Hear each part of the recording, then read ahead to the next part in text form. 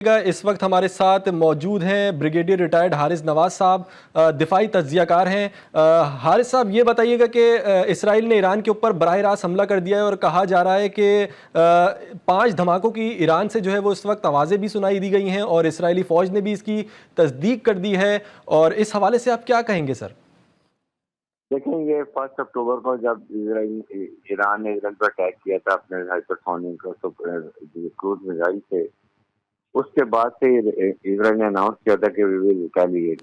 American काफी ज्यादा उनसे नेगोशिएट कर रहे थे। एक्चुअली इसराइल वांटेड के ईरान की ऑयल फील्ड और उसके न्यूक्लियर जो साइट्स हैं वहां पर अटैक किए गए, उनको नुकसान पहुंचाया जाए। अमेरिकन परसिस्ट कर रहे थे कि आपने जो है न्यूक्लियर एसिड और एयर फील्ड पे नहीं जाना, क्योंकि इससे ऑयल की प्राइसेस तो बहुत ही नुकसान होगा, प्राइसेस बहुत ऊंची चली जाएंगी और पहले सेशन है, इससे बड़ा फर्क पड़ेगा।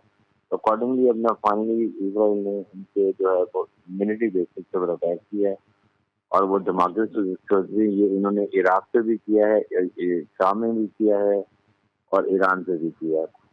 बात ये है कि ये देखते हैं कि इसके इफेक्ट कितना, अभी तक ये क्लियर नहीं पता कि कौन कौन से मिसाइल फायर किए होंगे, कौन से मिसाइल किए हैं और कितना नुकसान हुआ, धमाके सुने गए हैं, आग लगती नजर आ रही है।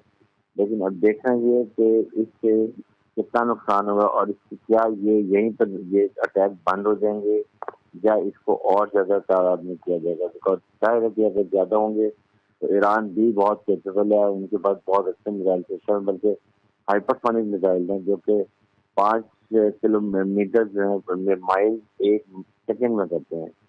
वो उनके पास कैपेबिलिटी है। इससे आप ये लड़ाई का दायरा वसी बहुत ज्यादा वसी होगा। मिडल ईस्ट और के डिबेल आगे आ जाएगा इसके अंदर, और मेरे ख्याल में इसके हालात से ज्यादा खराब होता नजर आ रहा है। यहाँ पर चाहिए इमीडिएट अमेरिकन को बजाय कि इसको सपोर्ट कर दें, उनको कंट्रोल करने चाहिए, जितना उन्होंने कर दिया इससे आगे नहीं एक्सीलेट होते हैं।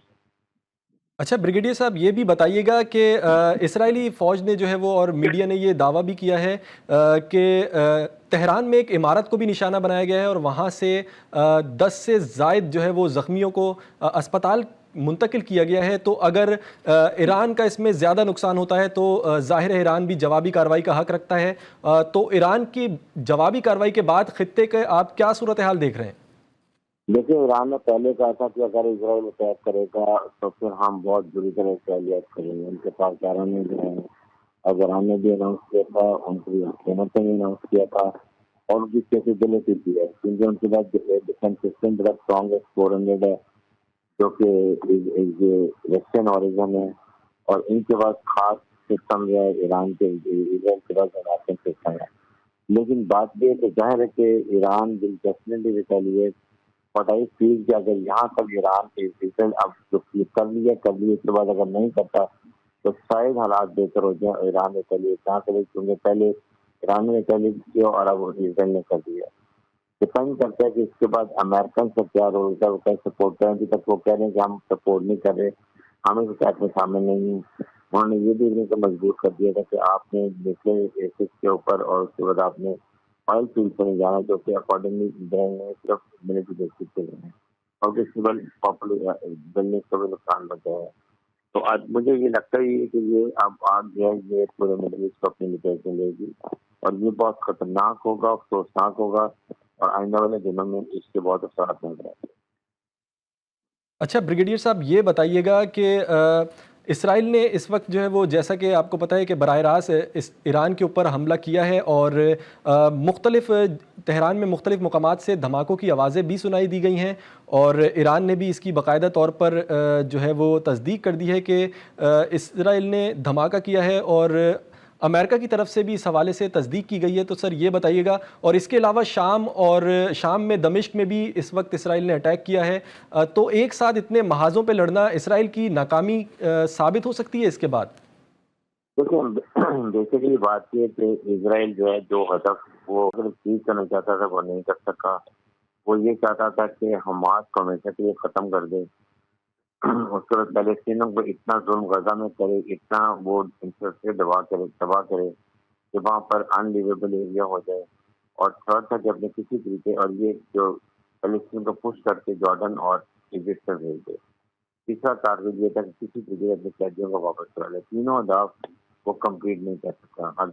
حماس ابھی بھی اسی طرح اٹیک کر رہے ہیں.